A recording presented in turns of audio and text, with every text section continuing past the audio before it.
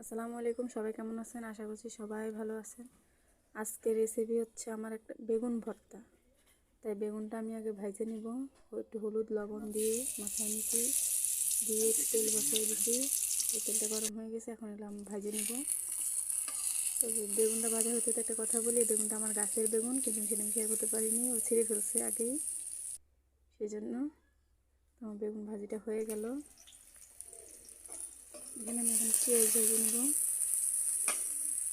পেঁয়াজ ভাজতে ভাজতে একটা কথা বলি, আমার ভিডিও যদি আপনাদের ভালো লাগে তাহলে আমাকে বেশি বেশি সাপোর্ট করবেন, আমার চ্যানেলটা সাবস্ক্রাইব করে দিবেন। আমার পেঁয়াজ ভাজা হয়ে গেছে, এখানে আমি মরিচ ভেজে নেব, যেটা আমি শুকনো মরিচ দিয়ে ভর্তাটা করবো। তো শুকনো মরিচ দিয়ে ভর্তাটা অনেক মজা হয়, কাঁচা মরিচ দিয়েও করলে করা যায়, কিন্তু আমি আজকে শুকনো মরিচ দিয়ে করবো।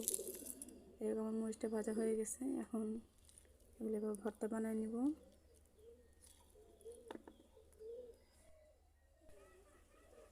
এই ভর্তাটা গরম গরম ভাতে অনেক মজা হয়, খেয়ে দেখবেন বানায়। আমার কাছে একটাই বেগুন ছিল, সেই একটা বেগুনের ভর্তাই করে নিলাম। আমার ভিডিও আজকের এই পর্যন্তই। সবাই ভালো থাকবেন। আল্লাহ হাফেজ।